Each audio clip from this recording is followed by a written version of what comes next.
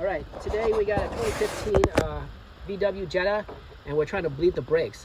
So we're using this Moda product, and apparently this adapter, 45 millimeter, and it's made for European, and it's model 1100QR MTV, and it fits this 2015 like a charm.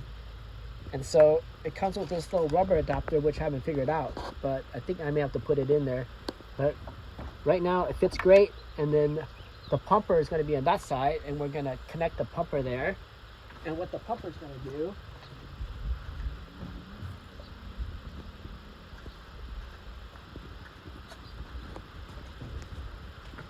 so again, I don't know if this adapter needs to go in there. I'll figure that out in a second.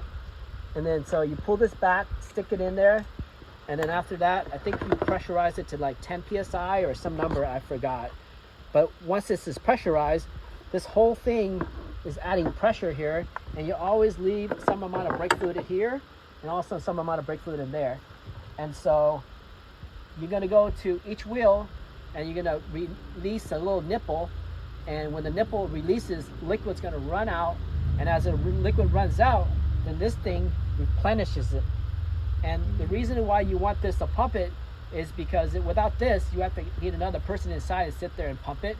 Once they pump it, they're going to hold their brake, and then the person down there is going to open a screw, and all the liquid's going to run out into a jar.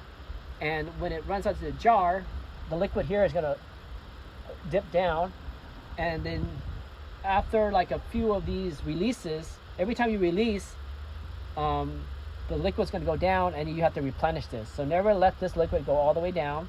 Another thing is when the person pumps, the locking nut in there is locked, and then you ask the person to pump like 3 times, and then you open the nut and the liquid run out, and then lock the nut back, then the person can pump again.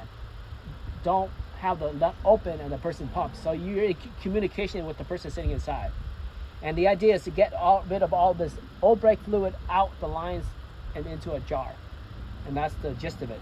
Now, some cars like this one has an ABS system, so you can put in a high-end scanner, go to ABS, and go into the mode and tell the ABS, I want to bleed the brakes, and it's going to ask you which one, and you're going to tell it which one you want.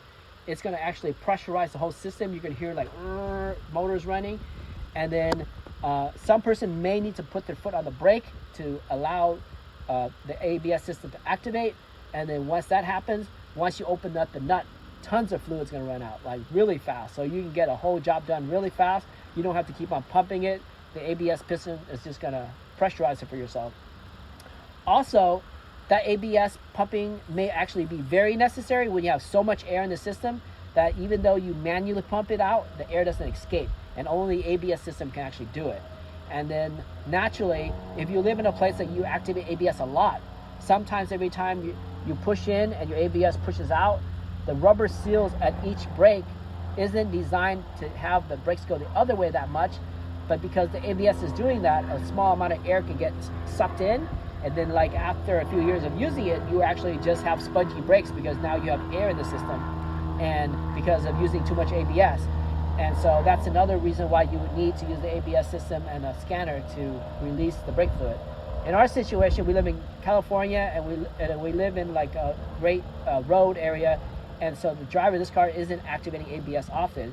And so all we're doing is because the person got recommended to replace their brake fluid every 5 years, and his brake fluid doesn't look that dark and bad, but we're going to do it because if you leave the brake fluid in there for a long time, one, it absorbs moisture, and when it absorbs moisture, the boiling point is reduced.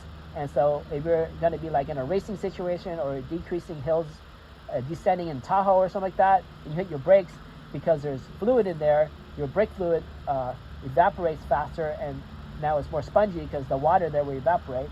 And also if you leave water in there so much that the water is corrosive, and it eats up things, and it makes corrosion happen, and then when corrosion happens, it adds microscopic pits onto metal, and then every time the brake system slides across this metal, it always slides across using a rubber, and when the rubber touches the microscopic edges, it cuts the edges of the rubber every so finely, and so after a few years, the rubber isn't able to compress the liquid.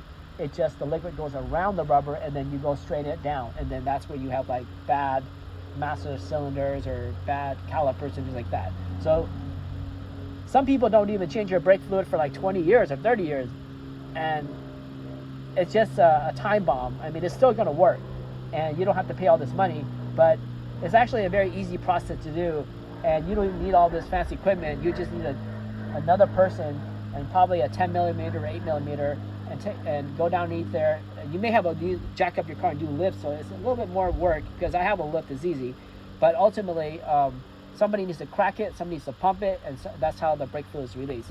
So it can save you like $300, and just doing it yourself could take like an hour at this job, and you do that for many cars, so you save money fast. All right, thanks for watching.